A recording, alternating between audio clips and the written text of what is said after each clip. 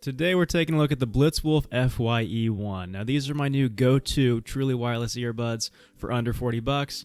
Nothing's obviously perfect though, so I'm going to try to help you figure out if they're right for you. Since I like being transparent, these headphones were actually sent to me for free from banggood.com. As you hopefully know by now, that doesn't affect my review in any way. I just like letting you know how I got the products that I'm reviewing. And with that, let's go ahead and dive in. Alright, so starting off with what I liked about these, the first thing is the sound. Man, especially for the money, the sound on these is incredible.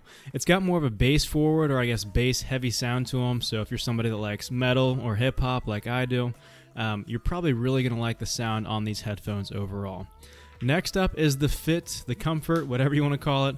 The shape of these is obviously pretty weird, but the nice thing is the weight distribution. So if I could pull this up closer to the camera, you can see it looks kind of funky, kind of like an AirPod type thing, but it's also got this little ear hook, and the comfort on these is awesome.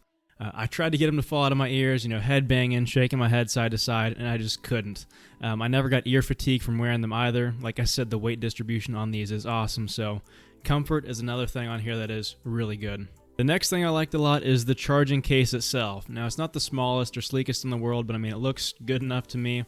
I like these LED indicators here on the back, let you know what the battery of the charging case itself is at. And then if we take one of these headphones and put it into the charging case, I'm going to see if I can get this on camera.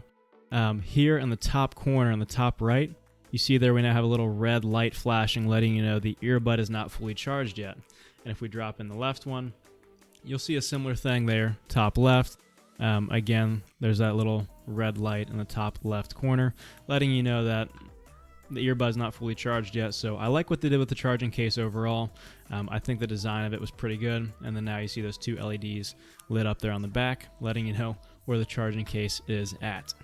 And the last thing that I liked, you can use these individually. You don't have to use them both at the same time. You can use one or the other. So if you only want to use one, you have the ability to do that. It's something I like doing, especially if I'm at work and I'm trying to, save on battery life. I just put one in or the other.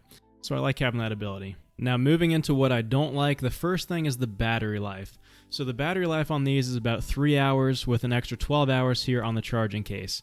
At this price point, that's pretty standard, but it's not phenomenal. If you're trying to do a workout or something like that, it's plenty of battery, but if you're going to be sitting at your desk all day, it's not quite enough battery to get you through the day, obviously. Next is the overall volume. So something I can't really demo for you guys, but these get loud enough. I was just playing them at max volume, so I didn't have any extra headroom. So if I was in a loud environment or something like that, I don't have any room to increase the volume further. Again, something pretty common at this price point.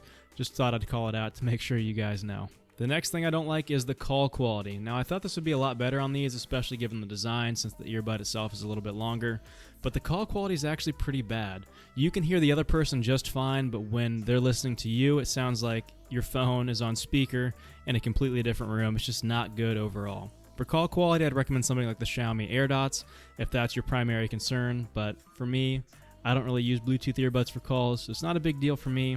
Just want to make sure you're aware of that if you go to buy these. The last thing I didn't like is actually the charging. So the charging is micro USB, if I can get the camera to focus on it there, instead of USB-C. Not the biggest deal in the world. Again, really common at this price point, but that just means I have to carry around an extra cable. So that's something I'd like to see them improve on in the future, adding USB-C to the charging case. And just like that, we're at the conclusion. These are my new go-tos for under $40, assuming you're not trying to make phone calls. For that, the Xiaomi AirDots still get the nod, but as far as sound goes overall, I love these headphones. They're an easy recommend for me.